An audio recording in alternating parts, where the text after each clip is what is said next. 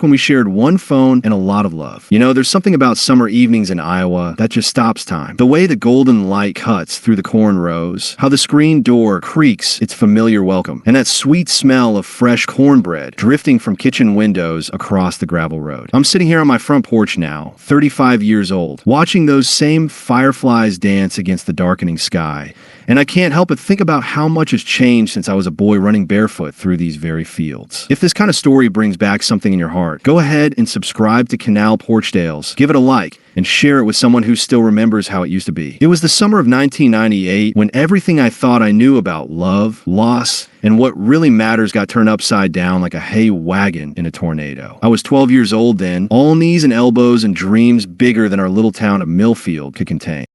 This shirt I'm wearing? It stands for something real. It's for those who remember America's proud days, built on hard work, unity, and respect for the flag. We've got styles for men, women, and even the kids. Great quality, timeless spirit.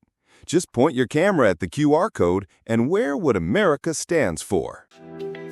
We lived in a white farmhouse with green shutters on County Road 47, where the mailbox leaned just a little to the left and Mama's flower garden bloomed wild with sunflowers tall as telephone poles. Daddy worked the corn and soybean fields that stretched out beyond our backyard like a green ocean, and every morning at 5:30 sharp, you could hear his old John Deere rumbling to life, ready for another day of honest work under God's wide sky. Our house sat right between the Hendersons' place and old Mr. Jameson's farm. And let me tell you, there wasn't a better neighborhood in all of Iowa for a boy to grow up in. The Hendersons had 3 kids. Tommy, who was my age, little Sarah, who followed us everywhere with her pigtails bouncing, and Marcus, who was 16 and drove the coolest pickup truck this side of Des Moines. Their mama, Ruth Henderson, made the best apple pie in 3 counties, and their daddy Bill could fix anything with an engine and a prayer. On the other side lived Mr. Jameson, a widower who'd been farming these fields since before I was born, with hands rough as tree bark and a heart soft as fresh butter. He had this way of talking real quiet-like, so you had to lean in close to hear his stories, and boy, did he have stories. That summer started like any other. School had let out the first week of June, and us kids were as free as the meadowlarks singing in the morning air. The corn was knee-high by the 4th of July, just like Daddy always said it should be, and the days stretched long and lazy with nothing but adventures waiting around every corner. We'd wake up when the roosters started crowing, gulp down Mama's pancakes with real maple syrup, and then scatter to the winds like dandelion seeds, not coming home until the porch light flickered on and we could hear our names being called across the fields. Most mornings, Tommy and I would meet down at Miller's Creek, where the water ran shallow and clear over smooth stones that had been polished by countless seasons of spring floods and summer droughts. We'd skip rocks and catch crawdads, our bare feet slipping on the muddy banks while Sarah cheered us on from her perch on a fallen log. Sometimes Marcus would join us, bringing his fishing pole and a coffee can full of earthworms, teaching us the art of patience that only comes from waiting for a fish to bite while the world wakes up around you. The creek ran right behind Jameson's back pasture, where his old mare Buttercup would come down to drink, her hooves making soft sucking sounds in the mud. Mr. Jameson would lean against the fence post, watching us kids with eyes the color of faded denim, occasionally calling out advice about the best spots to fish or warning us about the snapping turtle that lived under the old bridge. He never said much, but when he did speak, his words carried the weight of wisdom earned through 7 decades of watching seasons change and children grow. Downtown Millfield wasn't much to look at, just Main Street with Miller's General Store, Patterson's Diner, the post office, and the church where everybody gathered on Sundays regardless of what flavor of faith they claimed. But to us kids, it was the center of the universe. Every Saturday morning, we'd ride our bikes into town, playing cards clothespin to the spokes, making that rat-a-tat-tat sound that announced our arrival for blocks away. We'd pool our allowance money and buy penny candy from Mrs. Miller, who knew every kid's name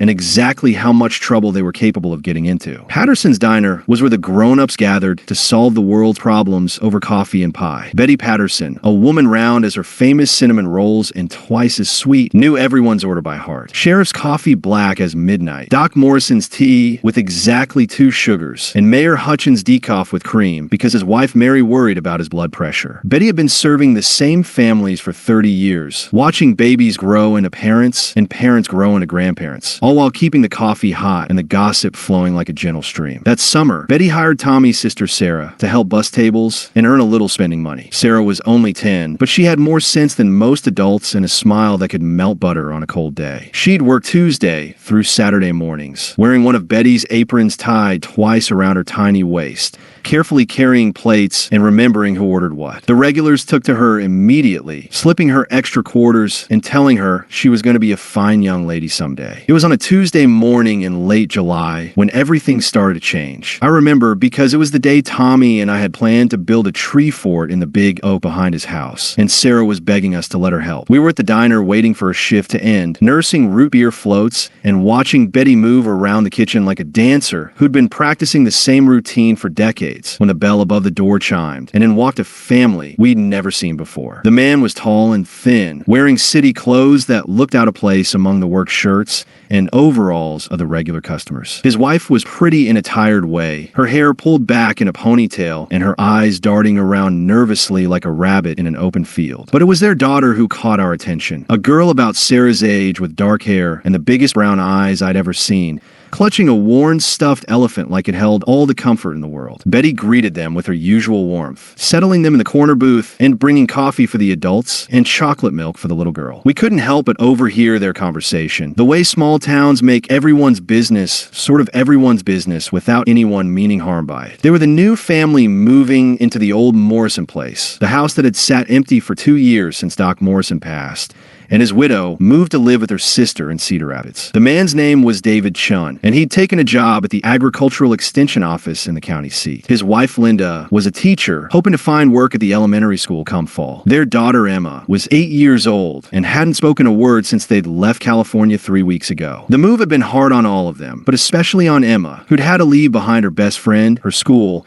and everything familiar in exchange for cornfields and strangers. Over the next few weeks, the Chun family became regulars at Patterson's Diner, usually coming in for lunch after David finished his morning rounds visiting local farms. Emma would sit quietly in the booth, coloring in her books or playing with her stuffed elephant while her parents talked in low voices about house repairs and job interviews, and whether they'd made the right decision, leaving everything behind for a fresh start in Iowa. Sarah, being Sarah, took it upon herself to befriend the quiet little girl. She'd stop by their table during her breaks, admiring Emma's drawings and sharing stories about life in Millfield. Slowly, day by day, Emma began to warm up, first with shy smiles, then whispered thank yous, and finally, one afternoon in early August, actual conversation. It turned out Emma loved horses, had been taking riding lessons back in California, and missed her instructor's gentle mare named Starlight more than anything else in the world. Sarah's eyes lit up like Christmas morning when she heard this, because she knew exactly who Emma needed to meet. That very afternoon, as soon as her shift ended, Sarah dragged Tommy and me along with Emma and her parents out to Mr. Jameson's farm. The old man was in his vegetable garden, pulling weeds from between the tomato plants, his straw hat tilted against the afternoon sun, when Sarah called out to him, explaining about Emma and her love of horses. Mr. Jameson straightened slowly, wiped his hands on his overalls, and studied the little girl with those knowing eyes of his. "Well now," he said in his quiet way, "I reckon Buttercup's been getting lonely for some young company. She's been giving me looks like I'm not near interesting enough for proper conversation." Emma's face transformed like sunrise breaking over the prairie. For the first time since arriving in Millfield, she smiled a real smile, the kind that starts in your heart and spreads all the way to your fingertips. Mr. Jameson led us to the pasture where Buttercup was grazing, her chestnut coat gleaming in the late afternoon light. The old mare lifted her head as we approached, nickering softly as if she knew something special was about to happen. "Now, Buttercup here is 23 years old," Mr. Jameson explained, his hand resting gently on the horse's neck. "She's wise and patient, and she's got a particular fondness for young folks who understand that friendship is built on trust and kindness." He looked at Emma seriously. "Would you like to say hello?" What followed was pure magic. Emma approached Buttercup with the reverence of someone entering a cathedral, her small hand extended palm up the way she'd been taught back in California. Buttercup lowered her great head and snuffled at Emma's fingers, then allowed the little girl to stroke her soft muzzle. The connection was immediate and profound, like watching two old friends recognize each other after a long separation. From that day forward, Emma spent every afternoon at Mr. Jameson's farm. Her parents, grateful beyond words to see their daughter coming back to life, gladly gave permission for the daily visits. Emma would finish her lunch at the diner, help Sarah with whatever small tasks Betty would allow,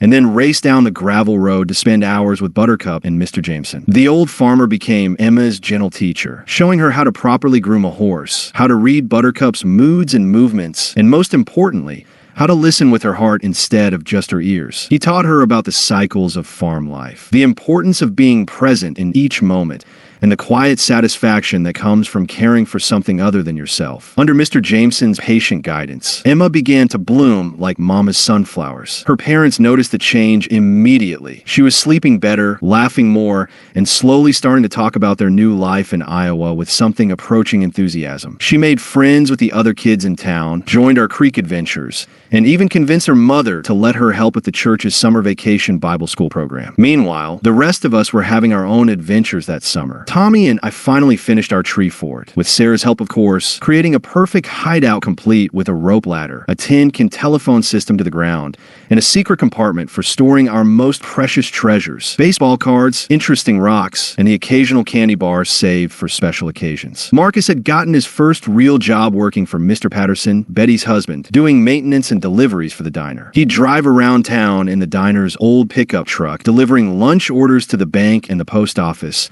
feeling proud and important with his newfound responsibility. The job paid enough for him to start saving for a car of his own, and he spent every spare minute poring over the classified ads in the county newspaper, dreaming of independence and open roads. The 4th of July that year was particularly special. The whole town came together for the annual parade down Main Street, featuring the high school marching band, the volunteer fire department, local businesses on decorated floats, and every farmer with a restored tractor showing off their pride and joy. Emma rode on the Chun family's entry, a simple banner reading "New Neighbors, Old Values" attached to David's pickup truck, with Emma waving enthusiastically from the passenger seat while her parents walked alongside. After the parade, everyone gathered in Miller's Park for the traditional barbecue and fireworks display. Long tables groaned under the weight of covered dishes. Betty's famous potato salad, Mrs. Henderson's baked beans, Mr. Jameson's sweet corn picked fresh that morning, and more pies, cakes, and casseroles than you could shake a stick at. The men gathered around the grills, debating the proper technique for cooking the perfect burger, while the women arranged food and gossiped about everything from crop prices to whose teenager was dating whom. Us kids ran wild between the picnic tables, playing tag and hide and seek while the adults settled into their lawn chairs with cold drinks and easy conversation. Emma had brought Buttercup's favorite treat, apple slices, and spent part of the afternoon back at Mr. Jameson's farm, celebrating the holiday with her four-legged best friend before returning to the park for the evening festivities. As darkness fell, we all spread blankets on the grass and waited for the fireworks to begin. I remember lying on my back, staring up at the star-filled sky, surrounded by everyone I cared about in the world. Mama and Daddy sat nearby, his arm around her shoulders, whispering and laughing about something only they understood. The Hendersons had claimed the spot next to us, with Ruth fussing over whether the kids had enough bug spray, and Bill already dozed off in his folding chair. Mr. Jameson sat on an old quilt with Emma curled up beside him, both of them sharing quiet conversation while they waited for the show to begin. When the first rocket exploded overhead in a shower of red, white, and blue sparks, Emma gasped with delight, clapping her hands like she'd never seen fireworks before. Maybe she had, back in California, but there's something different about watching fireworks in a small town, surrounded by people who've known you since you were born or welcomed you like family from the moment you arrived. Each explosion painted our faces in brilliant colors, and for those magical 20 minutes, we were all connected by wonder and shared joy and the simple blessing of being exactly where we belonged. But summer, like all beautiful things, has its storms. It was the 3rd week of August when the phone call came that changed everything. I was in the kitchen with Mama, helping her can peaches from our backyard tree, when the phone rang with that particular urgency that lets you know before you even answer that the news won't be good. It was Mrs. Henderson, her voice tight with worry, calling to tell us that Mr. Jameson had collapsed in his barn that morning. David Chun had found him when he'd stopped by to discuss some soil samples, and the ambulance had rushed him to the county hospital 40 minutes away. The doctors were saying it was his heart, that he'd likely been having small episodes for months without telling anyone, stubborn and independent as he was. The news spread through town like wildfire, the way bad news always does in small places where everyone matters to everyone else. Within hours, cars were pulling into the hospital parking lot as folks made the drive to sit in uncomfortable chairs and wait for news. Betty closed the diner early and brought coffee and sandwiches for everyone keeping vigil. The church organized prayer circles, and farmers took turns looking after Mr. Jameson's animals and checking on his property. Emma was inconsolable. Her parents found her in Buttercup's stall, crying to the old mare's neck while the horse stood perfectly still, as if she understood that her young friend's heart was breaking. Linda Chun held her daughter while she sobbed, promising that Mr. Jameson was strong and the doctors were taking good care of him. But we all knew that sometimes strength isn't enough, and doctors can't fix everything that breaks. For 3 days, Mr. Jameson lingered between worlds while we all held our breath and hoped for a miracle. Emma refused to leave Buttercup's side except to eat and sleep, and even then she'd sneak back to the barn whenever her parents weren't watching. She'd talk to the horse about everything Mr. Jameson had taught her about California and Iowa, and how much she'd learned about love and friendship since coming to Millfield. It was on a Thursday evening, with the sun setting behind the cornfields in shades of gold and amber, when the call came that Mr. Jameson had passed peacefully, surrounded by the friends who'd become his chosen family. He went the way he'd lived, quietly, without fuss, leaving behind a legacy of kindness and wisdom that would echo through our small town for generations to come. The funeral was held on Saturday morning at our little church, with every pew packed and people standing along the walls and spilling out onto the front steps. Pastor Williams spoke about a life well lived, about the importance of being a good neighbor, and about the seeds of love that Mr. Jameson had planted in countless hearts over his 73 years on this earth. Emma sat between her parents in the front row, clutching her stuffed elephant and crying silent tears that seemed too big for such a small person to hold. After the service, we all gathered at Miller's Park for a proper Iowa funeral dinner, sharing stories and memories while we tried to comfort each other with casseroles and pie and the simple act of being together in our grief. Emma barely touched her food, but she listened to every story the adults told about Mr. Jameson's life. How he'd been a young soldier in Korea, how he'd met his wife at a church social and courted her with wildflowers picked from the roadside, how he'd lost her to cancer 10 years earlier and had carried on with quiet dignity, finding purpose in his animals and his land and the young people who found their way to his door. The biggest surprise came when Mr. Jameson's lawyer read his with the following Monday. The old farmer had left his house and most of his land to a distant nephew in Colorado, but there was a special provision that stopped everyone in their tracks. Buttercup, along with a small trust fund for her care and upkeep, had been left to Emma Chun, along with a handwritten letter that Betty Patterson read aloud in the lawyer's office, while Emma sat wide-eyed and disbelieving. Dear Emma, the letter began in Mr. Jameson's careful script. If you're hearing this, then I've gone on to see if the grass really is greener on the other side. I hope you're not too sad, because death is just another kind of journey, and I've never been afraid of traveling to new places. I'm leaving Buttercup in your care, because I know you understand what she needs, not just food and water and a clean stall, but love and patience and respect for the wisdom that comes with age. She's taught me more about living than most humans ever could, and I have a feeling she's got plenty left to teach you too. Take care of each other, and remember that home isn't a place on a map. It's wherever your heart feels safe and understood. Your friend always, Earl Jameson. The Chun family's generous neighbors immediately offered solutions. The Hendersons had a small pasture behind their house that would be perfect for Buttercup, and David Chun, with his agricultural background, was more than capable of learning proper horse care. Betty Patterson organized a fundraiser at the diner to help with the initial setup costs. And before anyone could say community spirit, Buttercup had a new home just a quarter mile from where she'd lived her entire life. Emma threw herself into caring for Buttercup with the dedication of someone who'd been given a sacred trust. She learned everything she could about horse care, spent her allowance on carrots and apples, and talked to Buttercup every day about Mr. Jameson and how much they both missed him. The horse seemed to understand her role as both companion and teacher, standing patiently while Emma practiced the grooming techniques Mr. Jameson had shown her, and nickering softly when the little girl's voice broke while sharing her deepest thoughts and fears. As summer faded into fall,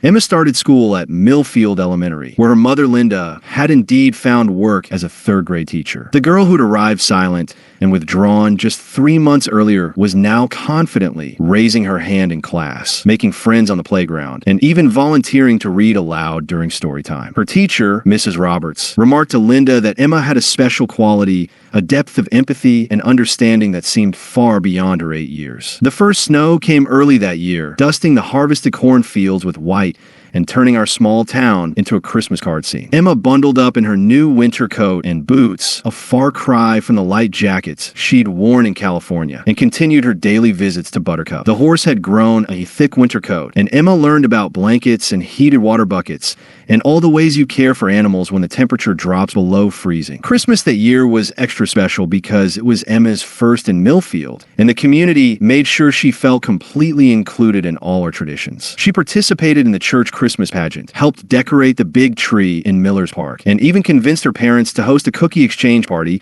where all the neighbors came together to share recipes and stories and warm wishes for the new year. On Christmas morning, after all the presents had been opened and the wrapping paper cleared away, Emma bundled up and went to spend time with Buttercup, bringing the horse a special treat of peppermint candies that Mrs. Henderson had assured her were perfectly safe for horses. As she stood in the snowy pasture, brushing Buttercup's winter coat and whispering Christmas wishes in the mare's ear, Emma realized that she couldn't remember the last time she'd felt homesick for California. This was home now. This place where neighbors became family, where an old man's kindness could change a little girl's life, and where a horse could teach lessons about love and loss and the importance of carrying on. The stuffed elephant that had been her constant companion during those first difficult weeks was now relegated to nighttime comfort duty, replaced during the day by real friendships and genuine belonging. Spring came with its usual Iowa drama, thunderstorms that shook the house and flooded the creek, followed by days so beautiful they made your heart ache with gratitude. Emma had grown 3 inches over the winter and was now tall enough to help her father with small repairs around their house. She'd also grown in confidence and maturity, taking on additional responsibilities with Buttercup's care and even spending money by helping younger kids with their reading at the after-school program her mother ran. It was on one of those perfect spring afternoons, with the air soft and warm and full of possibility, when Emma made an announcement that surprised everyone. She wanted to organize a memorial service for Mr. Jameson, not the sad kind they'd had at his funeral, but a celebration of all the good things he'd brought to their lives. She'd been thinking about it all winter, she explained, and she wanted to invite everyone who'd been touched by his kindness to share their favorite memories. The idea caught fire immediately. Betty Patterson offered to cater the event. The church ladies volunteered to organize flowers, and Mayor Hutchins secured permission to use Miller's Park. Word spread beyond Millfield as people remembered friends and family members who'd known Mr. Jameson, and before long, cars were arriving from 3 counties away, bringing people who wanted to honor the memory of a man who had lived his values every single day. The memorial celebration was held on a Saturday in May, exactly 9 months after Mr. Jameson's passing, with the weather cooperating in that magical way that makes you believe in divine intervention. Tables groaned under the weight of covered dishes. Children ran laughing through the grass, and adults stood in small groups sharing stories that began with "Remember when Earl" and ended with laughter or tears or both. Emma, now 9 years old and glowing with confidence, stood on the park's small bandstand and spoke about the man who'd changed her life. She talked about loneliness and friendship, about the patience it takes to truly care for another living being, and about the way kindness creates ripples that spread farther than you can ever imagine. There wasn't a dry eye in the crowd when she finished by saying, "Mr. Jameson taught me that home isn't where you come from. It's where people see the best in you and love you anyway." After the formal program, people lingered well into the evening, reluctant to end such a perfect day. Children played on the swings while adults continued sharing memories. And as the sun began to set behind the cornfields, someone started singing "Amazing Grace" in a voice that carried across the park and brought everyone together in harmony. That night, as Emma brushed Buttercup one last time before heading home, the old mare nuzzled her shoulder in that gentle way horses have of showing affection. Emma wrapped her arms around Buttercup's neck and whispered, "Thank you for helping me find my way home." Though she couldn't have said whether she was talking to the horse or to Mr. Jameson's spirit or to the entire community that had welcomed a scared little girl and helped her grow into someone brave and confident and loved. The years that followed brought the usual mix of joys and sorrows that make up a life lived fully. Emma continued growing up in Millfield, excelling in school, and developing into a natural leader who organized charity drives and tutored struggling students and generally made everyone around her better just by being herself. Buttercup aged gracefully, remaining Emma's constant companion and confidant through the ups and downs of childhood and adolescence. Tommy and I remained best friends throughout high school, bonding over basketball and homework, and the shared experience of growing up in a place where everyone knows your name and most of your business. Sarah grew into a beautiful and accomplished young woman, earning a full scholarship to Iowa State University, where she studied education, inspired by her mother Linda Chen's example. Marcus took over his father's farming operation and married his high school sweetheart, building a life that honored the values Mr. Jameson had embodied: hard work, integrity, and love for the land that sustained them all. As for me, well, I stayed in Millfield after high school, taking over more and more of Daddy's farming responsibilities as he began thinking about retirement. I married my college girlfriend, a girl from the next county, over who understood the pull of rural life and the satisfaction that comes comes from work that connect you directly to the earth and the seasons. We built our own house just down the road from where I grew up, close enough to help Mama and Daddy when they need it, but far enough away to establish our own traditions and routines. Emma went away to college, studying veterinary medicine with a focus on large animals, but she always came home for holidays and summers, spending hours with Buttercup and helping other local families with their livestock needs. After graduation, she shocked everyone by taking a job with the County Extension Service, the same organization where her father had started his Iowa career 25 years earlier. She wanted to stay in Millfield, she explained, because she'd learned that happiness isn't about conquering the world. It's about finding your place in it and making that place a little better for everyone who shares it with you. The day Emma announced her engagement to Tommy Henderson. Yes, the same Tommy who'd been my best friend and partner in countless childhood adventures. The whole town celebrated like we'd won the lottery. It seemed so perfectly right. These two young people who'd grown up together, learned life's most important lessons side by side, and chosen to build their future in the community that had shaped them both. Their wedding was held in our little church on a perfect September day, with Buttercup, now 28 years old and moving more slowly, but still dignified in her advancing age, decorated with flowers and standing in the churchyard to greet guests. The reception was held in Miller's Park, naturally, with 3 generations of Millfield families coming together to celebrate love and continuity and the way life unfolds in circles that bring us back to where we started, but with deeper understanding and appreciation for the journey. Betty Patterson, now in her 70s, but still moving around her kitchen with the grace of a dancer, catered the wedding with help from half the women in town. The men set up tables and chairs and strung lights between the trees, creating a magical setting as the sun set behind the cornfields and the first stars began to appear in the darkening sky. During the reception, Emma's father David, now graying at the temples but still the same gentleman who'd arrived in Millfield all those years ago, stood to make a toast. He talked about the courage it takes to start over in a new place, about the kindness of strangers who become family, and about the way a community can heal a broken heart and help it grow stronger than before. He raised his glass to Earl Jameson, who wasn't there in body, but whose influence could be felt in the love and commitment and deep roots that surrounded us all. As I sit here now on my front porch, watching the fireflies begin their nightly dance and listening to the familiar sounds of our small town settling into evening, I think about all the ways that one summer changed everything. Emma and Tommy live just down the road in the house where Mr. Jameson used to reside, the one they've renovated with love and care while preserving its essential character. Buttercup passed peacefully in her sleep 2 winters ago at the remarkable age of 31, surrounded by the people who'd loved her most. Emma keeps her memory alive by working with troubled children, teaching them the same lessons about patience and responsibility and unconditional love that she learned all those years ago. She's particularly drawn to kids who are struggling with major life changes, divorce, death, relocation, understanding from her own experience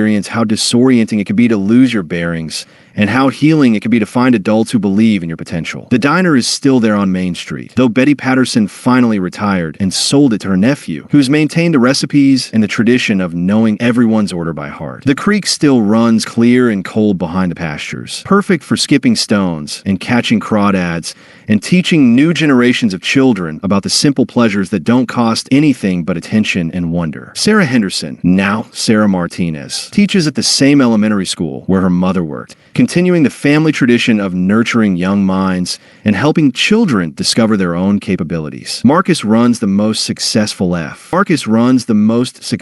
farming operation in 3 counties, using innovative techniques while honoring the conservation practices that keep the land healthy for future generations. And me? I'm still here, still connected to this place that taught me everything I know about love and loss and the importance of showing up for each other when life gets complicated. My own children are growing up with the same freedoms Tommy and I enjoyed. Long summer days, adventures in the creek, the security of knowing that dozens of adults are keeping a protective eye on their activities and their character development. Sometimes I wonder what would have happened if the Chun family had chosen a different place to start over. If Emma had never met Mr. Jameson, if that shy little girl with a worn stuffed elephant had never learned to trust again. But then I remember that some connections are deeper than circumstance, that love has a way of finding us when we need it most, and that the best stories aren't about what might have been, They're about what actually was and how it changed us for the better. This is the magic of small town life. The reason people like us choose to stay and raise our families in places where everyone knows your name and most of your business. It's not always easy, and it's certainly not glamorous, but it's real in a way that can't be manufactured or replicated. It's about showing up for each other, about the accumulated weight of shared experiences,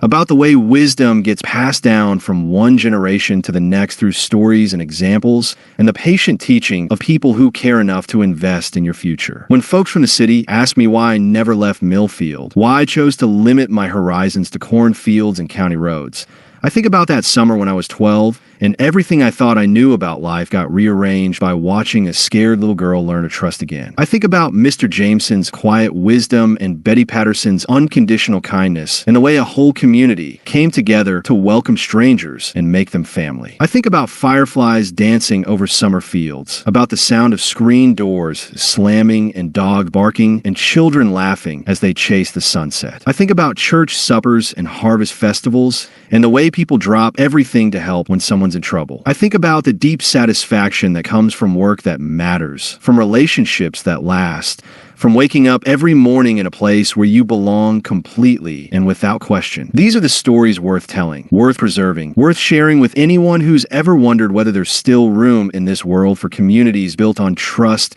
and mutual respect, and the radical idea that we're all responsible for each other's well-being. These are the values that shaped me, that I'm working to pass on to my own children, that I believe will still matter long after the latest trends and technologies have been forgotten. If you've stayed with me through this long memory, if something in this story has touched that place in your heart where your own best memories live, then maybe you understand why I'm still here, why I'll always be here, why this patch of Iowa earth feels like the center of the universe to those of us lucky enough to call it home. Maybe you'll want to subscribe to Canal PorchTales and share these stories with others who remember or long for this kind of life, who believe that the best stories are the ones that remind us what really matters when all the noise and hurry of modern life falls away. Because in the end, that's what Mr. Jameson taught Emma, what Emma taught all of us, what I'm trying to teach my own children now. That home isn't a place on a map. It's wherever your heart feels safe and understood. It's wherever people see the best in you and love you anyway. And sometimes, if you're very lucky, it's also where the fireflies dance over summer fields and the corn grows tall and the stories worth remembering get passed down like family heirlooms from one generation to the next.